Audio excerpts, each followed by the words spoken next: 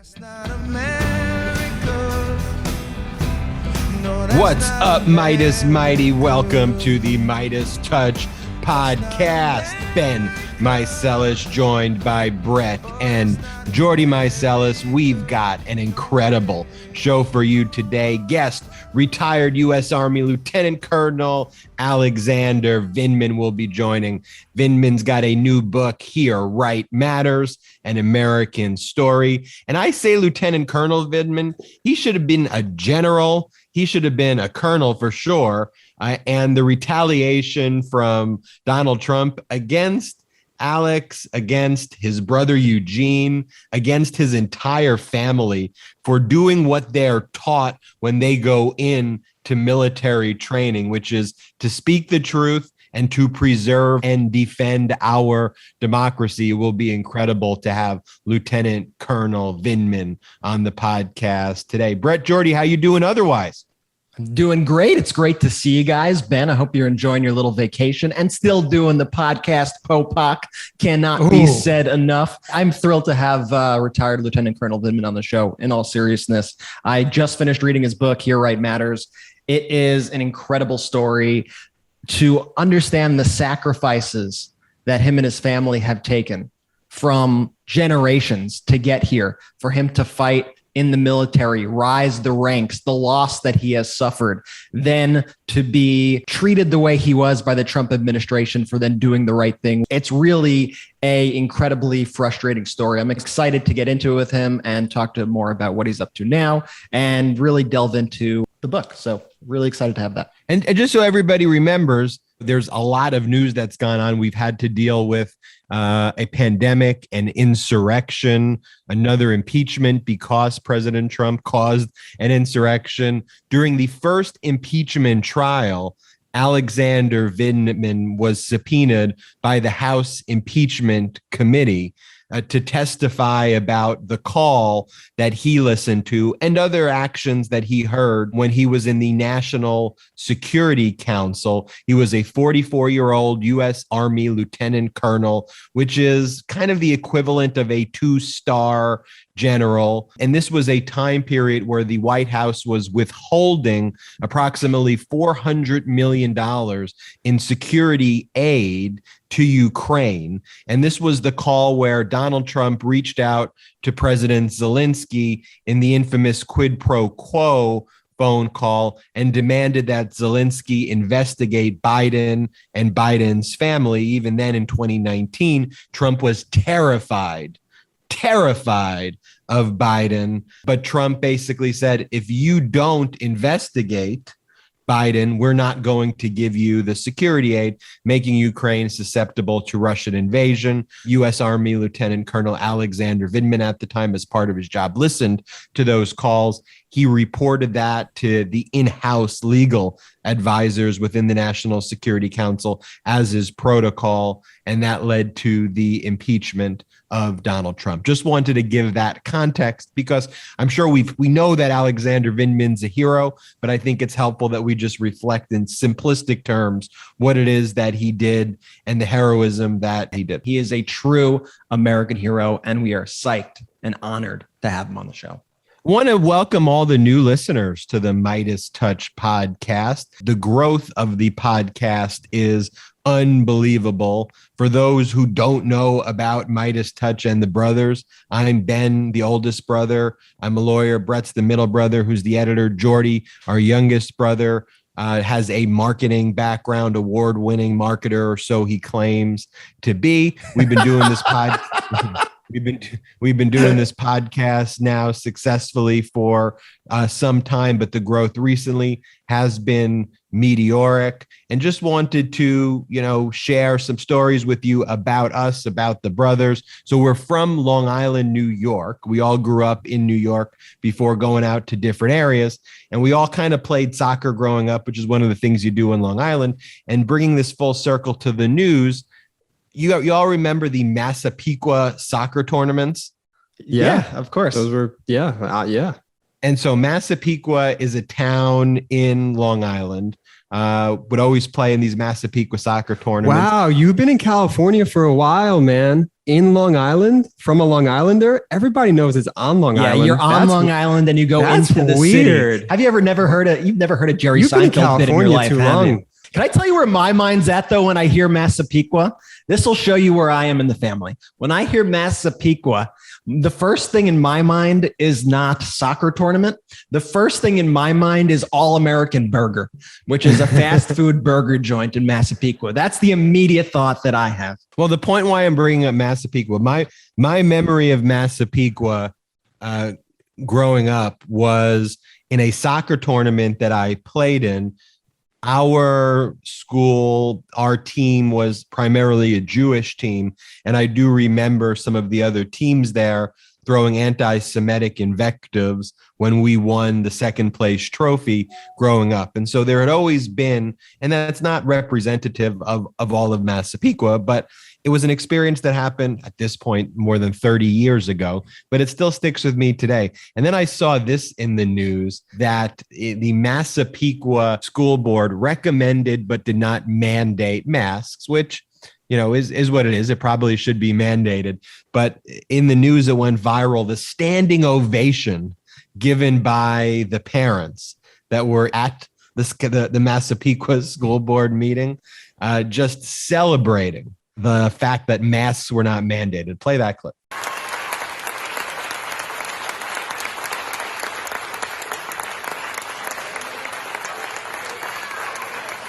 If you saw that video out of context, you would have thought Massapequa won the soccer tournament and that they were cheering and celebrating what was going on. We did it. But no, what are they celebrating? They're celebrating the fact that masks are not required in the school.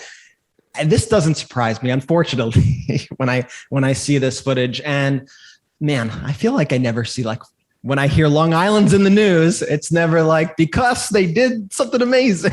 You know, it's just wild that it's just so close to home for us too. It's so just disturbing and bizarre. What are they cheering? They're cheering that now their kids are less safe, that now their kids could actually get very sick. Now their kids can go to school, get COVID, bring it home, and endanger the rest of their family. If you take a step back, that's what they're applauding in that video. It's disturbing and it's disgusting. I'd like to talk about these school board meetings too, because I've been seeing these a lot. And it makes it seem like there is an outsized presence of these MAGA people across the country. We always heard from the Trumpers, they talk about the idea of the silent majority. In reality, these people are the opposite. They are the loud as fuck minority. They don't shut up. They show up to all these events. And if you remember, the thing that they are applauding, the reason why they're applauding is we are in a pandemic right now. So they're applauding that. Yes. They're happy that we're in a pandemic and they want to keep us there. And why are there no other people in those chairs to refute them, to say, this is crazy. Y'all are crazy. That's because those are the intelligent people who know that all these COVID infested people, you should not be around them. And they are not going in public in these close quarters with these dirty, unhygienic, disease-laden people. And so it appears that there's an outsized presence of these MAGA people. It's purely because the logical people are not putting themselves in harm's way. It's something that we're going to have to deal with because, unfortunately, when you don't show up to these meetings and when you aren't there to take these votes, you know who you give voice to? You give voice to the MAGAs. You give your vote over to the MAGAs. So it's something we need to really figure out. It's something that really concerns me with things like the California recall election, which is my new home out here. The fact is we have the numbers across the board, all across the country. And yes, overwhelming numbers, even in states like Texas. We learned even in states like Georgia. And the census that came out last week is showing us that we have numbers now more than we've ever had in the history of the United States of America. The numbers are on our side. But what do we need you to do? We need you to show up.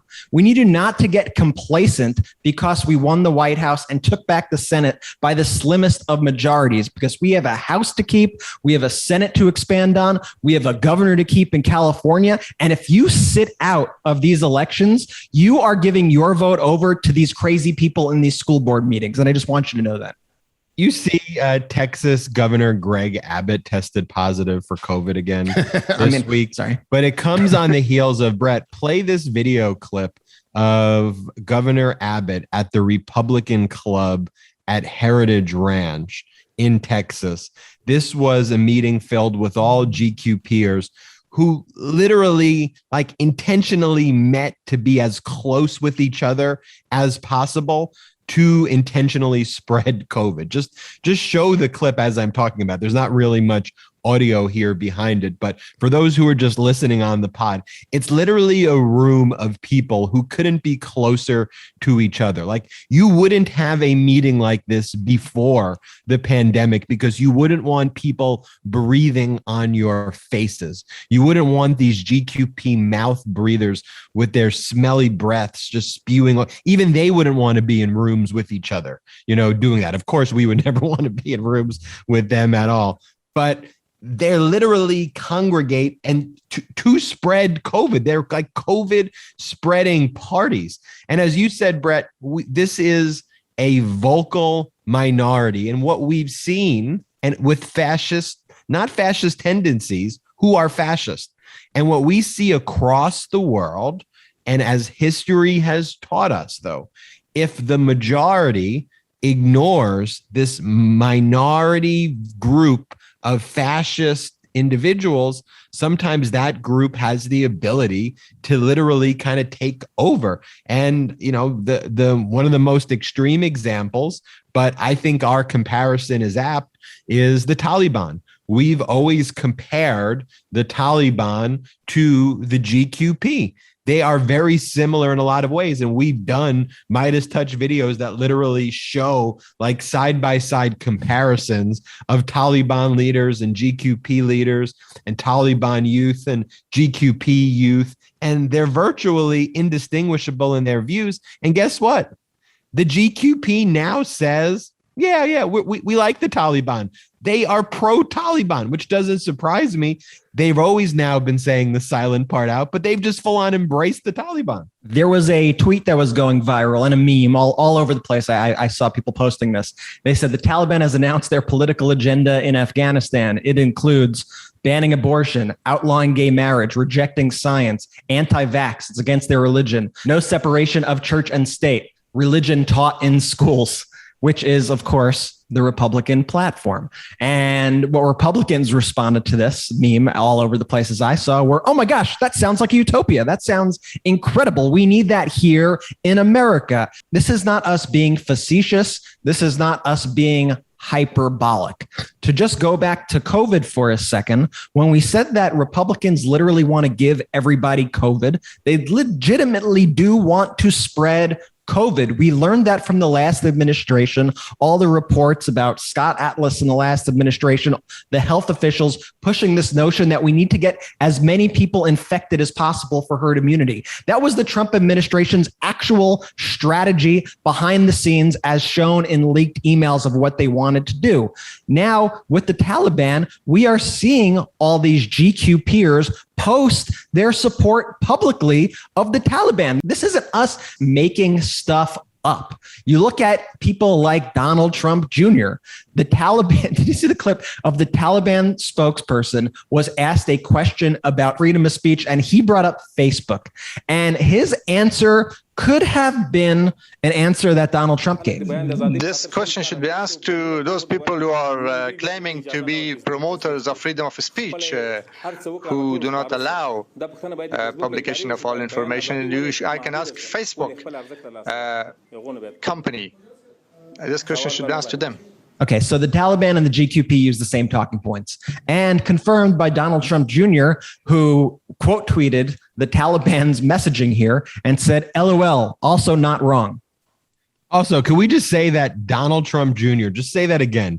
He quote tweeted the Taliban leader and said, LOL, also not wrong. Also, the leader of the GQP youth movement, Nicholas Fuentes, put out on whatever this is, Gabber, Gibber, Goober,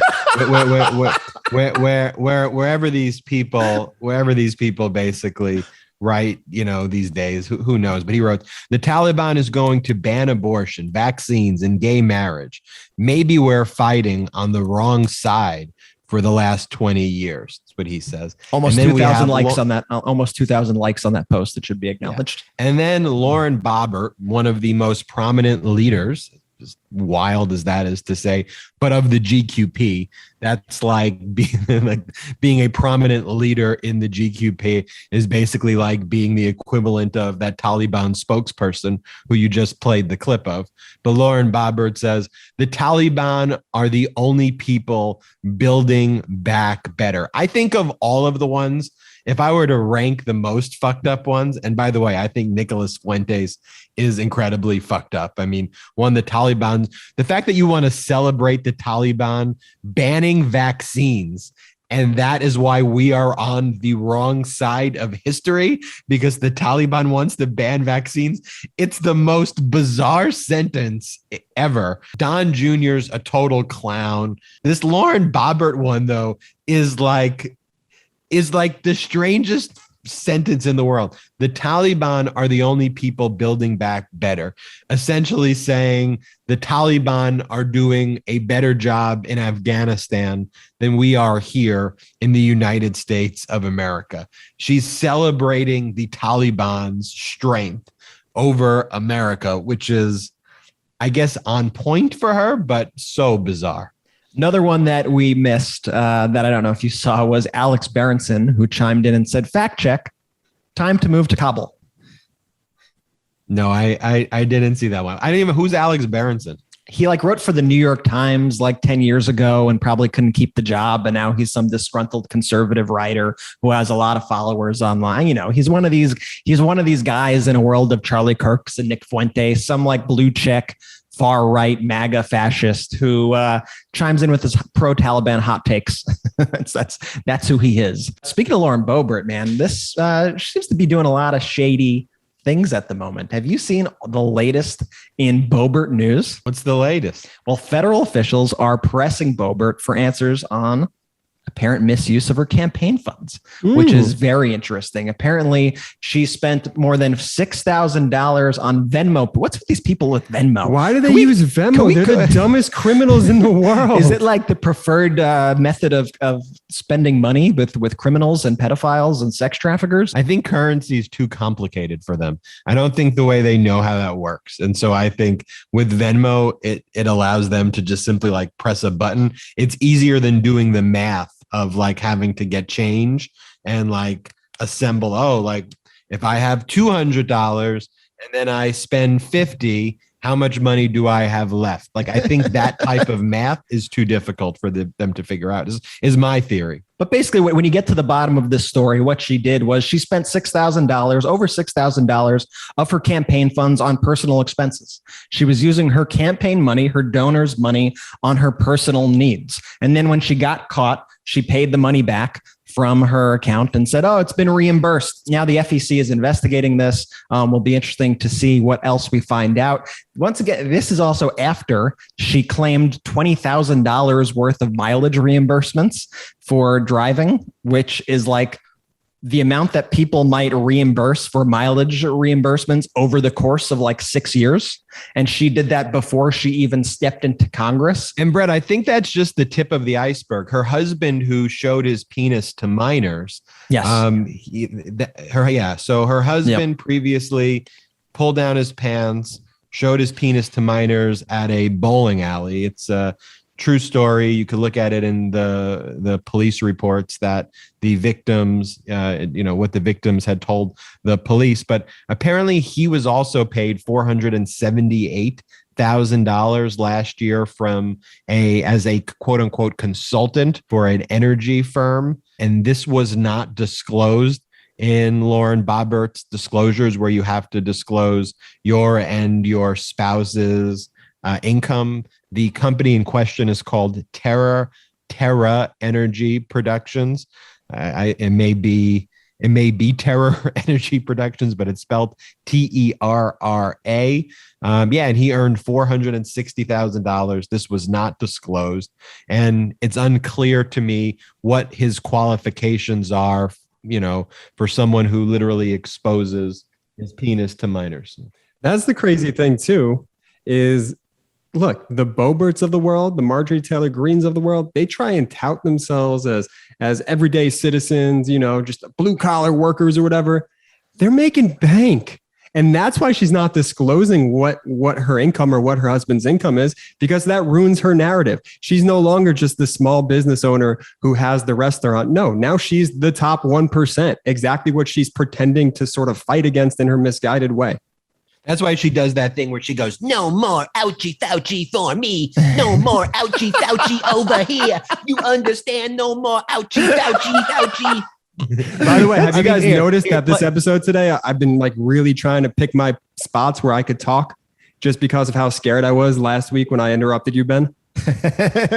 Yeah, I remember that, but you would have violated your cardinal rule right there, Jordy, because I was doing my ouchie Fauci thing. Right. Well, here's the thing. I got tired of not talking the whole episode, so I wanted to get some words, and people are in the chat are like, why isn't Jordan talking this episode? Well, that's why, because I got scared last week when Ben gave me the look of death when I interrupted his flow.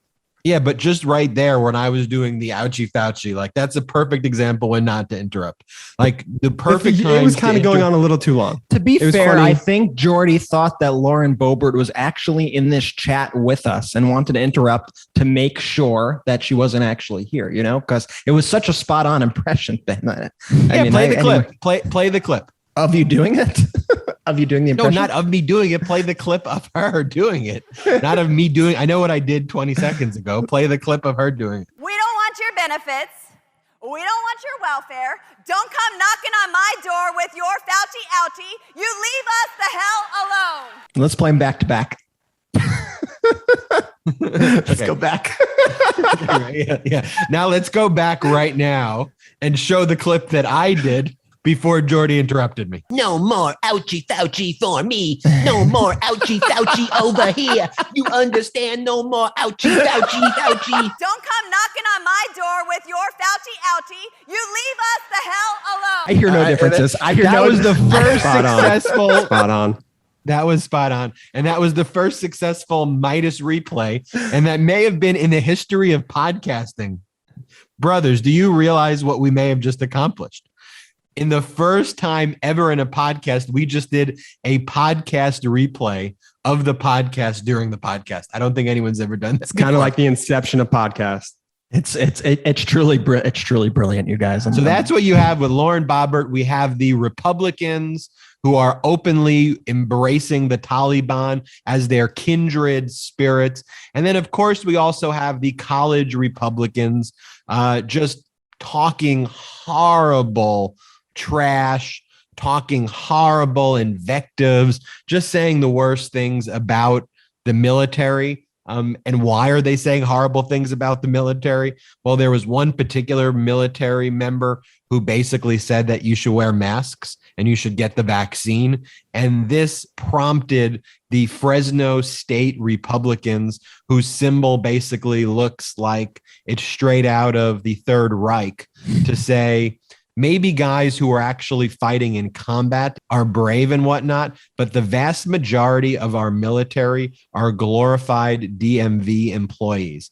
They work against what we as conservatives believe all the time, with few exceptions. So just bashing DMV employees, number one, bashing the military, and bashing this particular military member. But it doesn't just end there. The Fresno State College Republicans go on to then say to this military member, quote, "You're such a hero that you'll break down when I light fireworks next door," making fun of the military member's PTSD for being in combat. This is what you see now when you have a generation of people who were teenagers during the Trump years, mimicking and parroting his fascistic tendencies, which is one of the reasons also why that election was so existential, because this is the damage that 4 years do. But with 8 years, and just thinking about the children, right? Thinking about the child who was, maybe 10 years old, they saw Donald Trump from the age of 10 to 14. But if they saw Donald Trump from 10 to 18, it's very hard on the psyche what that does. And frankly, for children of all age, but this right here is mimicking Trump in the most disgusting and absurd ways to us in the public. But this is what they think. The GQP hates our military. They hate freedoms. They hate democracy. They hate anything that's not a fascist dictator. Honestly, it's really sad to me because they've just so poisoned the discourse and poisoned the minds of these young people. And even though Trump's gone, Ben, this is still with us, and the poisoning is still going on every night on Fox News, on Newsmax, on OAN, on Facebook, on Twitter, on, like you said, Gabber, whatever the hell all those other apps are. By the way, shout out Patriot Takes. Shout out Patriot Takes. Shout out Patriot Takes for digging all this stuff up. They unearthed a crazy video. I think we have that of Marjorie Taylor Greene just face the camera saying like, "Fuck you, Biden." Basically, yeah. Play that clip. Joe Biden, you're not a president. You're a piece of shit. That clip doesn't go on Twitter, by the way. That's why a group like Patriot Takes fucking kicks ass, man. I don't know how they scrub the internet to find that, but that's a good example too, Jordy, because Marjorie Taylor Greene has children. She is teaching her children all of this behavior and all the anger, the hatred. This is taught. Not everyone is born this way. I think people are born a clean slate for the most part. And there's a lot of nurture that goes into the way they become. And when you have a parent like Marjorie Taylor Greene, when you have a parent like these parents at that Massapequa school board cheering basically for the death of their kids, they are also not only harming their kids physically with COVID, they are harming their kids with this poisonous mindset, which is going to permeate throughout their lives. And it's a poisonous loser mindset. And you compare that to the models of success in the past that we wanted to impart with our kids. Like, we're going to have Alexander Vindman on here. You look at Alexander Vindman's, you look at his biography. You look at when he graduated from Binghamton University in 1999, he immediately enlisted in the Reserve Officers Training Corps. He received a Purple Heart in 2004 when he sustained injuries from a roadside bomb in Iraq, fighting for our country. He was stationed in South Korea, Germany, in addition to being a veteran of the Iraq War, where he served from September 2004 to 2005. He was promoted to the rank of major in 2008 and then to lieutenant colonel in September of 2015. And he rose through the ranks working for our government to preserve and to protect our democracy. That is who we should be promoting to our children. Those are the model citizens, men and women and people who are like that, not this Donald Trump fraudster con artist approach, which is why MeidasTouch exists. It's why we do this podcast, and which is why you as a listener need to also do more than just listen to this podcast, but make sure you listen to this podcast. But we'd love for you to do more than just listen to this podcast, because if three brothers with no political background can help in our own small way make a difference, I promise you, you can do it as well. We'll be right back after these messages with retired U.S. Army Lieutenant Colonel and American hero, Alexander Vindman. What's up, Meidas Mighty? Have you checked out the MeidasTouch merch store lately? Well, if not, you got to check it out now. And even if you have, we got plenty of new products available at store.meidastouch.com. We are all rocking our MeidasTouch merch. And you may notice some of the stuff not even in the store right now, because a lot of our items are offered limited edition. So you're going to want to jump on the stuff that we have there. While we have it, we have brand new Saki Bomb gear, the definition of Saki Bomb, crafted by Press Secretary Jen Psaki herself. We have new Vaxxed packs that include masks, wristbands, and koozies. We have Kremlin file merch, Free Navalny. We have vaccinated and caffeinated mugs, unapologetically pro-democracy gear, and more. You can get it all at store.meidastouch.com.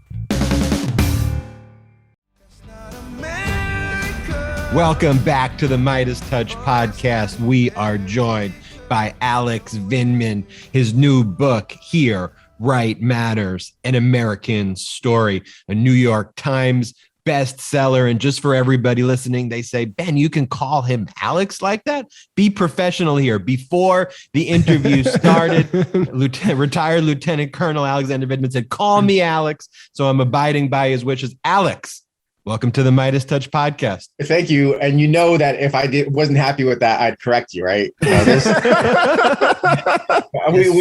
that much. And I appreciate being It would have been really funny, though, if that was just the setup and all of a sudden Ben starts calling you Alex and you're like, whoa, man, what the heck? Oh, that would have been the best setup on the planet. I wish you did. When I was younger, I once went to a retired 4-star general's home out in Colorado, and people like, Ben, just shut up. Don't tell the story. Ask Alex questions. But the point of my story is that he shook up a beer that he gave to me. So when I opened it, he was like a very serious man. So it would explode all over his rug. And then when it did it, he just started screaming at me. And the 19-year-old me was so scared. And the general was yelling and he was like, I got you. But that's a military unit. That's good stuff right there. That's the kind of general we need. But thanks for the introduction. It sounded like, we're about to have like a boxing match or something. So no, exactly, Alex. No boxing match here. We just want to get out the truth. And that's why I like your book. It serves the truth and the true hard facts. But I notice when I look at, the New York Times bestsellers and all these bestseller books out there, it's kind of like your book of truth and pro-democracy. It's kind of the same thing with the podcast charts are in like a sea of these far right GQP fascist things. Like, how is that even happening that you're the lone voice there? Well, I don't know. Don't ask me. That's the question I asked you guys. But no, but seriously, it's pretty amazing how well the far right has been able to tap into something where they are able to galvanize attention for these messages and continue to radicalize, perpetuate the cycle of, for more and more extreme, more and more kind of outlandish views devoid of truth. And the folks that, are kind of, the more moderate voices or, even the liberal voices, they don't get that kind of currency. They're not capturing that kind of attention. And I wonder if it's because the right has been effective with hooking onto, some relatively narrow themes, fundamentally kind of boiling some of this down to attacks on liberty, which all Americans love, and portraying some policy stuff as attacks on liberty, whereas the left is more oriented on kind of policy issues that don't perpetuate culture wars. And therefore, and policy issues are very, very diverse. The left is the big tent party, and it just doesn't capture that kind of attention. Hence, above me this week is Tucker Carlson and, Mark Levin with their fictional works on American democracy, where I'm talking about, what's good about this country. I don't know. My answer would be that anger sells over nuance these days. I mean, anger is a powerful motivating force, and that's what we're seeing from the right.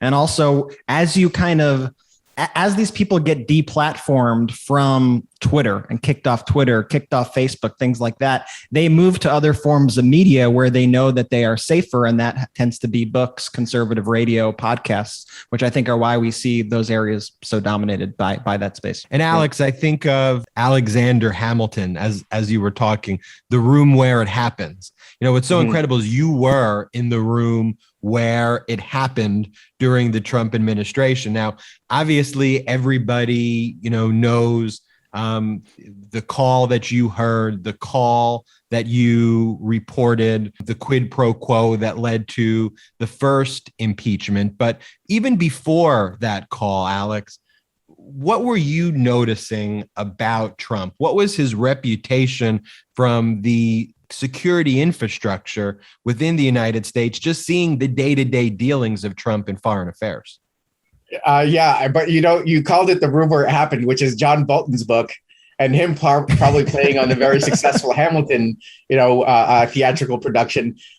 It's just kind of funny. But I don't know if people caught that satire from John Bolton. There is no way that he missed labeling The Room Where It Happened and hooking it on to the attention that Hamilton was getting. For Donald Trump, from the foreign policy community, there was a clarity about the fact that the president was highly transactional and really disinterested in foreign policy and strategy. He was only interested in things that were going to be transactionally beneficial for him personally, which is something that strange to kind of label a president, because he's a constitutional officer, the chief executive, supposed to be looking out for the interests of the people, but he was personally interested in gain, and then in something that might help him hang on for a second administration where he could continue to enrich himself. So there was absolute clarity, that this is the way the president operated, and it would be difficult to catch his attention on more principled, high-minded notions. And when the president was disinterested is when the normal business of government occurred. It's when the president personally became interested in a topic that things traditionally got derailed. The president was, the country's worst enemy in a lot of ways, in terms of the way he would insert himself into policy where he should be, but in the most destructive way possible. Alex, we know about your call because you had the courage to report it, but did you ever become aware of other calls like the one that you were on, where maybe there were colleagues who had similar positions? Obviously, you were focused on Eastern Europe, and Russia was kind of your sector within the National Security Council, but there may have been people who were Africa or Asia or other versions that heard these types of calls, but just didn't report them the way you did? Yes. But let me clarify that, yes, by saying that there's a whole range of different activities that the president kind of would engage in. On one end of the spectrum would be awful and scandalous. If those things became, were public when they were happening, they would be scandalous. And then on my end of the spectrum was awful and unlawful. I had perceived an abuse of power, something that the president could legitimately get impeached for. And I said this when I walked into my twin brother's office as I was getting ready to report it further up the chain. I said, if what the president had just done ever became public, the president would be impeached. So I knew the gravity right away. But there were plenty of awful things and scandalous things that I'm aware of. There are probably many more that I'm not aware of, frankly, because as small as it is, it's still kind of a decent sized. It's a representation. The National Security Council is a representation of all the different activities of government. And there were all sorts of things I wasn't necessarily plugged into. But yeah, unfortunately, I think there was a lot of these types of things. Any you can share? I'd say, in my case, I alluded to the president being his own worst enemy. And he was, of course, his own worst enemy in the impeachment process, because he released the transcript of the call that allows me now to talk about it freely without violating, classification. So there are things that I think that have been, slightly covered. The president's behavior with regards to the assassination of journalist Adnan Khashoggi and things like that, of that nature, that have been at least briefly touched on. But I would be violating my obligations to protect classified information if I spoke about anything specifically. Yeah, I'd be violating my professional responsibility as a podcaster of MeidasTouch if I did not try to go there. But I just want to maybe say, Ben, one thing is that this is one of the reasons I talk about accountability as often as I do. In every engagement, I talk about accountability and this administration doing the right thing and exposing wrongdoing, abuse of power the way they should be, because they have the mandate to do so, and they need to be encouraged to do so, because there's a lot of stuff in this space that hasn't yet been addressed or disclosed. So I encourage you to keep asking this question too. Yeah, because I think that when that classified information that you can speak about, but these other calls that are awful and scandalous, and some may even be also unlawful, when those come out, I think they need to come out, but I think it will send additional shockwaves with some of the things we're learning now. Do you agree? Yes. How many more shockwaves? I think this, what we would historically call shockwaves, may be registered as tremors now. And that's unfortunately the case, is that we've become bored with the constant scandals of the last administration, where in my situation, the president tried to steal an election, and he perpetuated this, criminal activity for the subsequent 18 months in office. And we've learned about, his efforts to undermine the credibility of a free and fair election. We learned about him, pressuring states and the Department of Justice to indicate that, there was wrongdoing in the election so he could successfully steal it. And each one of these announcements kind of like, okay, we're not surprised anymore. And we no longer, have the same kind of visceral reaction to the president's wrongdoing. How are you and your family doing? Your wife, who's also a big fan of MeidasTouch, and we just want to give a shout out to her as well. How's everyone doing? You know, one of the most unseemly aspects of this too is you did your job. You spoke the truth, and Trump sent his minions, you know, after you and your family, and created a real dangerous situation for you at the time. How's everyone doing? It's a challenge. It still remains stressful. You know, 2 years after the phone call, a year after leaving the Army, leaving government, it's still kind of stressful because I knew what I wanted to do. I had a clear path, being promoted and taking, you know, more increased positions of responsibility, advancing in marked ways, U.S. national security. Now I'm kind of charting my own course. I'm working on a doctorate at Johns Hopkins. I'm a senior fellow at a think tank. I guess I've written a book that's out now. I'm on an NGO. So I'm keeping myself busy, but frankly, in a lot of ways, you know, these are things that I'm interested in. These are things I'm going to continue to pursue. But in terms of like a career or an occupation, there's not a lot of clarity. And that is very stressful for Rachel and for the family. And it's something that we underestimate the harm that whistleblowers incur from taking a principled approach to stuff. You know, we reward physical courage, firefighters rushing to a building, policemen, you know, soldiers on the battlefield, but we tend to underappreciate the moral courage of whistleblowers and other people that stand their ground and take a principled approach. You know, we have this wishful thinking that, you know, doing the right thing comes with some sort of inherent rewards. That's not the case. And, you know, if I'm experiencing this and I was drawn into kind of a prominent public position, I could only imagine, you know, people that haven't had the ability to kind of vocalize their concerns, how difficult their lives are. And that's another thing I frankly advocate for. Public servants, you know, whistleblowers, people doing the right thing. When you blew the whistle, you knew that you were dealing with an incredibly vindictive figure, and you knew also what his supporters are like and how kind of malignant they are. Did that ever factor into your decision making? Like, you must have known your life was going to change once you reported this. So when I reported in official channels, you know, with the intent of having higher officers, presidential officers, take action and kind of put the ship of state back on course. As had happened so many times in the past, the president would make an ill-considered tweet and then have to backpedal or something of that nature. That happens, you know, countless times, frankly. It happened with regards to Syria. It happened with regard to Afghanistan. It happened with regards to, like, you know, tariffs, all sorts of stuff the president was constantly, you know, having to make corrections about because he wasn't thoughtful, was probably not even capable of being thoughtful, frankly. You know, that was my intent of reporting this. I think at that point in time, I perceived risk to my tenure at the White House, but I didn't necessarily believe that I was going to lose my military career. In testifying, that's when I was much, much more kind of alert to the risks to my career, the way that, you know, the department was going to respond to a middle-ranked officer, soon to be a senior officer, coming in and, you know, being politicized.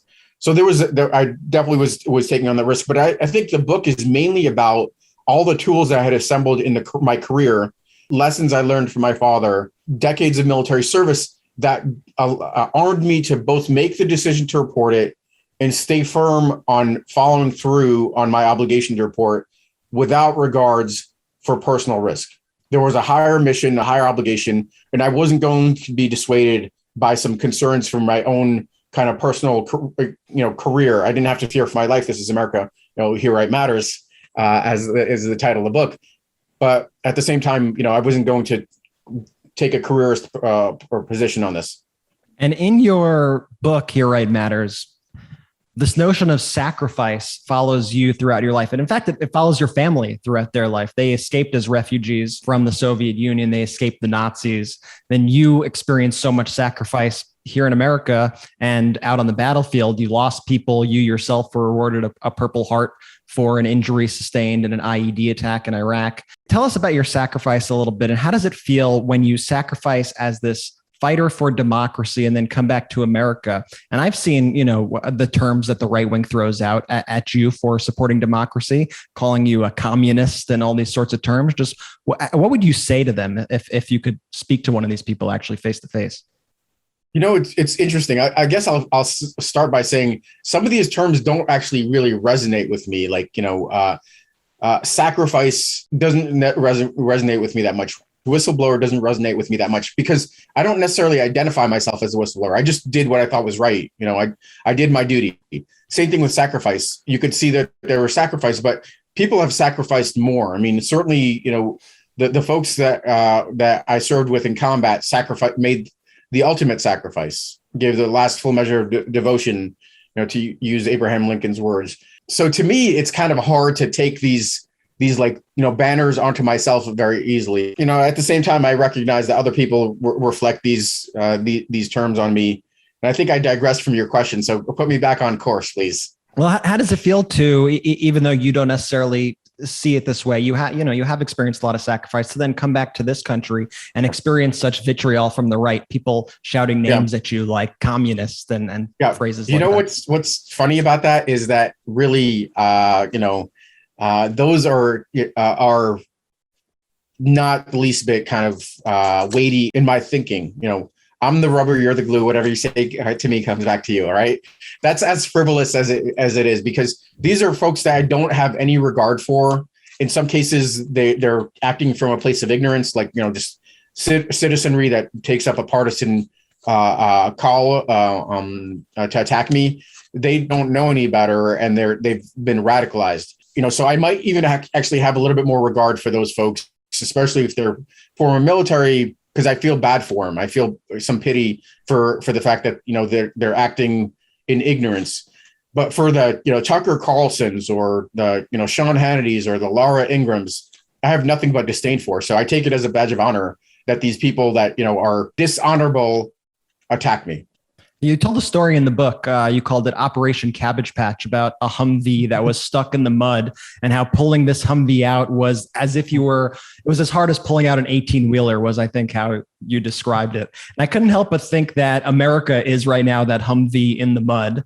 And how could we pull America out of the mud when you have people like Ingram and Tucker who seem to be pushing the Humvee in the opposite direction? Well, I mean, there's some effort to, legitimately, this is not cancel culture, but legitimately deplatform these folks based on kind of just the most blatant violations of journalist obligations or harm that they're inflicting on society with regards to discounting the harm of COVID or something of that nature. So there's that kind of stuff. I think there's a fundamental missing link, and I wrote an article that really kind of riled up some of these crazies on the right about litigation.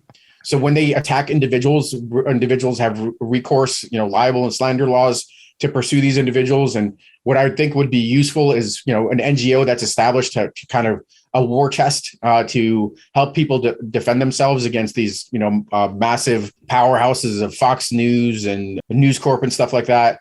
I hate to think of this as like a need to over legislate through a federal law or something of that nature. I'm not sure if there's an effective way to do that, frankly, without violating First Amendment rights. But there's more recourse, frankly, outside of the news media to hold political leaders accountable. They can't just kind of lie about the harm of COVID or be complicit in insurrection and then walk away from it when it comes around to elections. I think that's a very important thing to do, is hang this around their necks, their own words or their own deeds, and hold them accountable in an upcoming election. That's where it's actually in a lot of ways easier. We just need to make sure we don't let Ted Cruz, Josh Hawley, Jim Jordan, and all these folks walk away. Boebert and Green kind of walk away, and that's literally the tip of the iceberg. I mean, there's I could keep the rest of this podcast would be rattling off these names. No doubt about it. The weirdo from North Carolina whose name escapes me at the moment. What's his name? Cawthorn. There we go. He's busy punching a tree or something. That's where I last saw him. Yeah. Well, these types of folks need to be held accountable for their actions, and I've taken it upon myself to be helpful to folks that are running to unseat them, or call out these enemies of democracy, frankly. for their actions. The media one is a hard one, but there are smarter people than me that could come up with some ideas, litigation probably being one of them. Do you believe that Donald Trump is a Russian asset? He's an unwitting asset, so a useful idiot would be the term of art, meaning that, they wouldn't run him as a witting agent just because he's a live hand grenade that could go off in their face. Imagine the Russians using compromising material on him, blackmail, and then the president, by his nature, saying, well, I'm only doing this because the Russians have dirt on me, right? That would blow up in the Russians' face and stuff like that. But they can pander to him. They could pander to his vanity. They could pander to his desire to be kind of a little authoritarian. There's a visual in my mind of an Oompa Loompa from, what is the Willy Wonka? No, an Oompa Loompa from The Wizard of Oz, that kind of dictator. They could easily kind of manipulate him, and I think he was in a lot of ways easily manipulated by our adversaries, whether that's North Korea or China or Russia. Russia probably maybe being the most effective of them. Switching gears a little bit in here. So earlier on the podcast, we were talking about families and how so much of your upbringing, really shapes the person that you ultimately become. When you were testifying in front of the U.S. House of Representatives, you famously said something to the effect of, in Russia, my act of offering, this public testimony involving the president would surely cost me my life. I'm grateful for my father's brave act of hope 40 years ago and for the privilege of being, an American citizen and a public servant to live in a country where you're able to speak out. Now, would you say your father was, one of the biggest influences in sort of crafting your moral compass? And if so, is there a particular memory in your childhood that stands out to you, when you essentially learned right from wrong? I mean, I love my dad. He's awesome. He's 89 and full of wisdom and very happy to share it with his kids that he still thinks of us as little kids and stuff like that. But he was very formative in shaping our kind of character and moral compass early on. Even though in this particular case, we were a little at odds in that he wanted me to, come to an accommodation with Trump as opposed to testify against him. But I think I held true to his lessons from my earliest memories, which is he just would not tolerate kind of lying.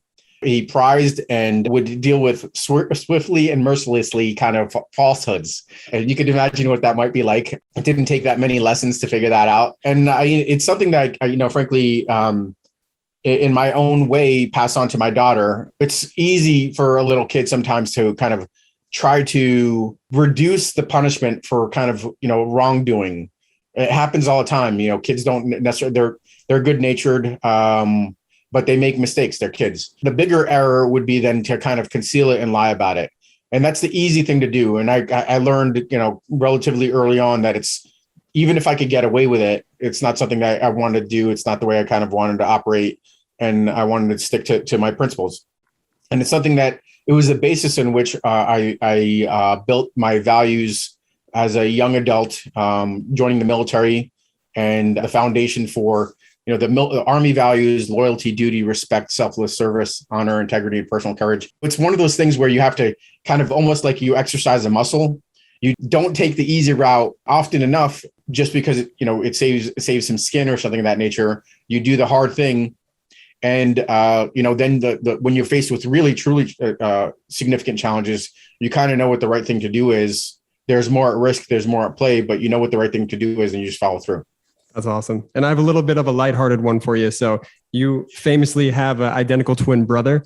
Growing up, did you guys ever, fill in for one of each other doing something? Sure.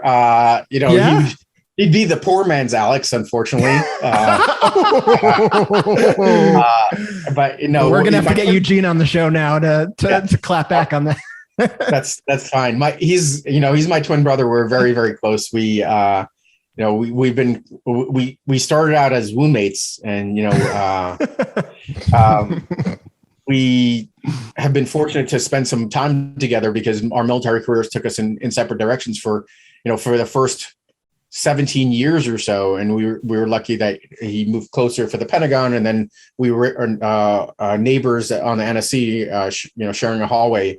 of course there were jokes we try to play on people to great success oftentimes. I mean, actually, one time, I'll just give you a quick one. One time, one of my bosses, a general in the Pentagon, he was joking with me. He's like, if I had two of you, or if I had another Alex Vindman, I could rule the world. He was kind of like it was a compliment. So the next day, I had my twin brother walk into the office and say, "Hey, sir, just checking in." And he started talking to him as if he was talking to me. And then I walked in and he kind of did a double take and was like, "Okay, let's go take over the world." So I love that. Brilliant. Absolutely brilliant. Alex Vindman, if you truly are Alex and not Eugene, thank you for being on the. I was wondering, how is he on so many podcasts, so many news programs? Are we being fooled right now? The way I know we're not is the jab he took at Eugene. So I think it is completely Alex. Let me play Eugene. Yes. Coincidentally, my impression of Jordy, same impression. Same exact impression. Alex Vindman, thank you for joining the MeidasTouch podcast. Alex's book, Here, Right Matters, An American Story, is out now. It's a bestseller. It's an incredible book. All the Meidas Mighty. Go out.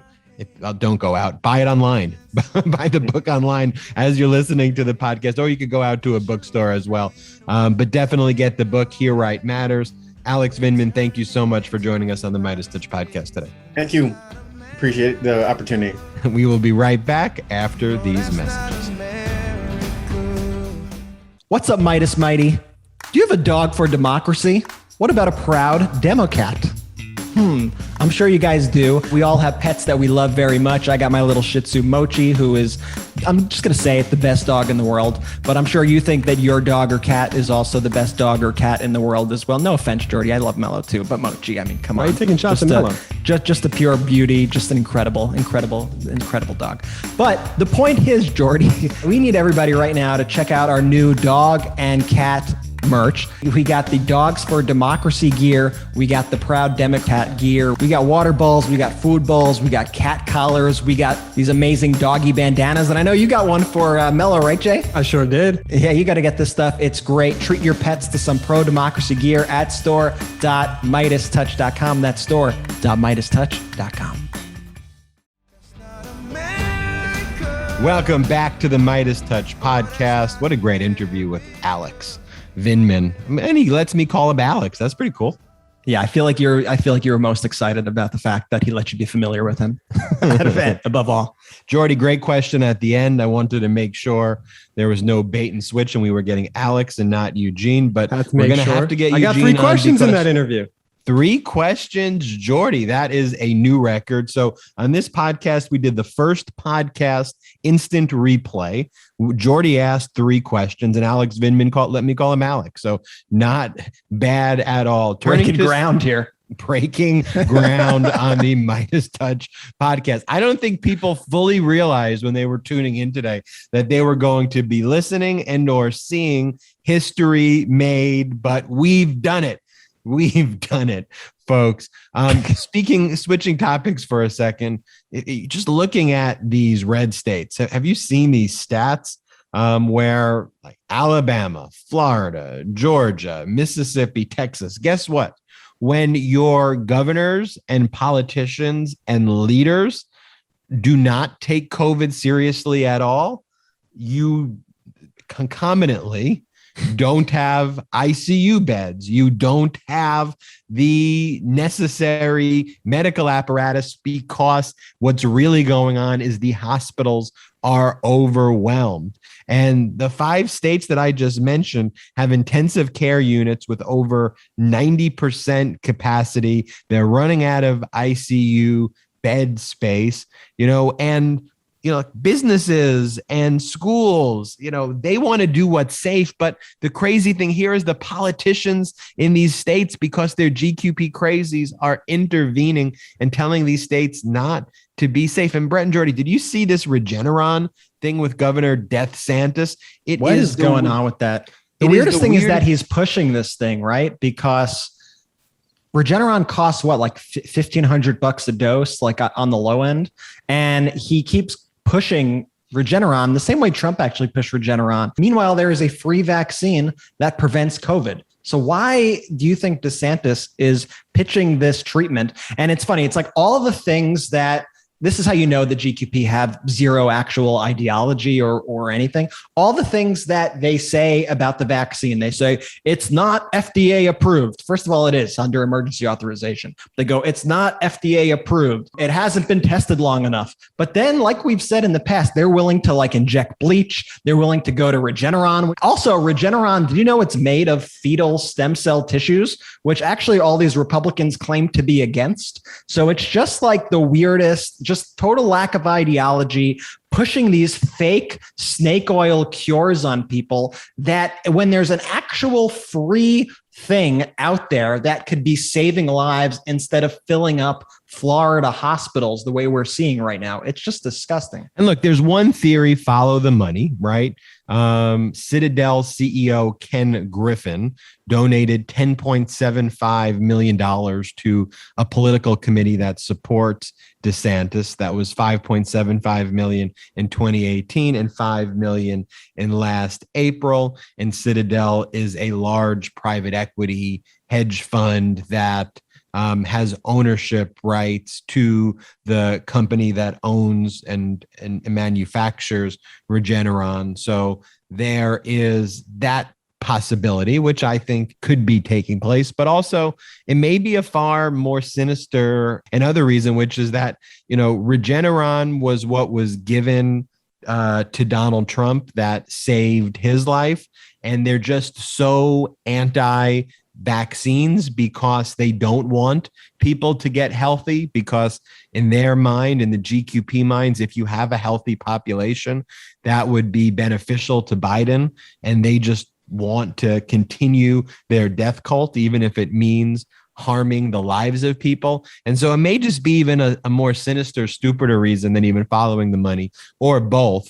But they've so committed as a talking point to being anti-vax and anti-mask that they're so far down this rabbit hole that they want to prop up other stuff, even if it directly and fundamentally kind of contradicts their underlying rationale, Brett. All while their constituents are dying, all while everyone in their state is literally dying. It's insanity.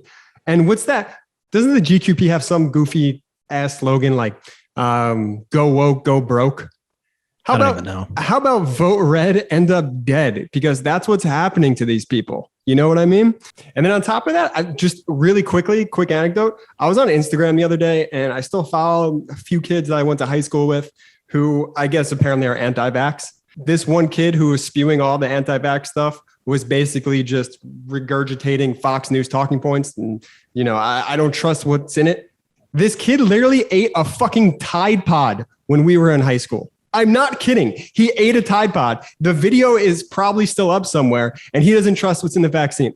I don't want to say his name, not worth it, but that kid could go fuck himself. Well, yeah, they are all Tide Pod eaters. They are not just anti-vax. They are pro-COVID. Also, what the fuck does that say about my friend groups growing up? I guess when this kid ate a Tide Pod, I was going to say, but what everyone out there listening needs to know though is when you look at these intensive care units, Alabama nearly 100% full, and basically they cannot get someone else in the hospital unless somebody dies. That's what that means. It's horrifying.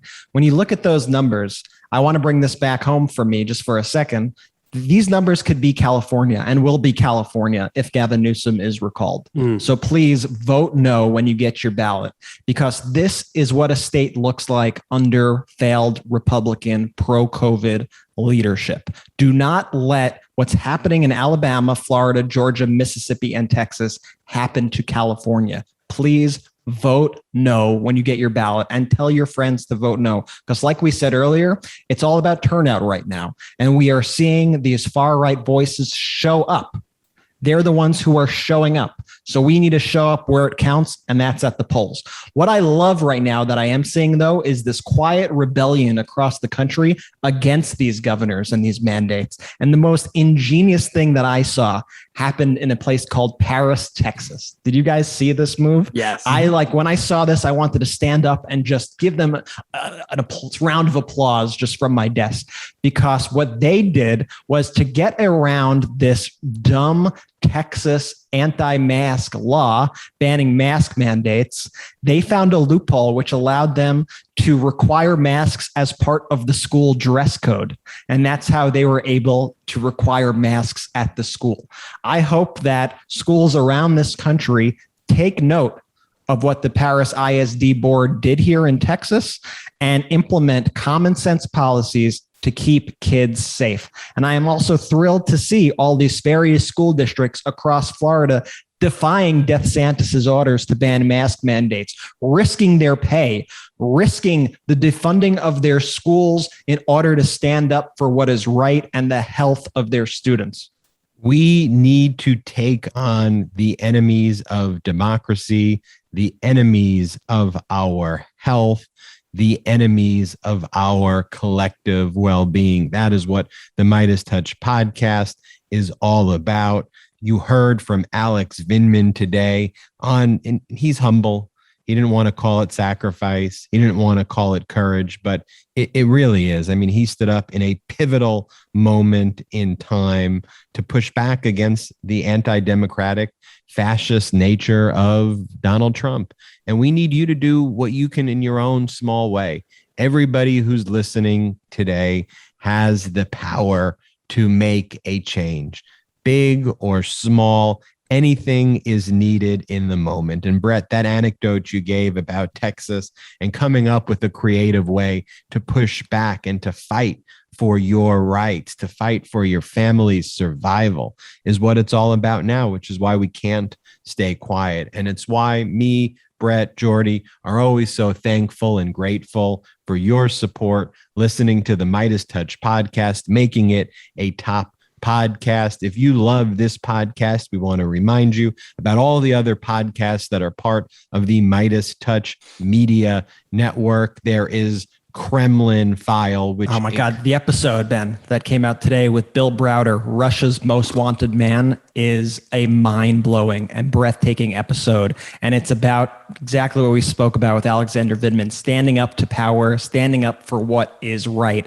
standing up to corruption. Listen to that episode of Kremlin File. I promise you, if you don't like this episode with Bill Browder, the show's not for you. But I know if you listen to this episode of Kremlin File with Bill Browder, your mind will be blown and you'll be absolutely hooked on this show. There's Legal AF, the legal podcast with myself and my co-anchor, Michael Popak, where we break down the legal issues and the threats to democracy from the lens of fun and inspiring legal analysis. We have Zoomed In, which focuses on Gen Z advocacy, and we executive produce the Maya Culpa podcast with Michael Cohen.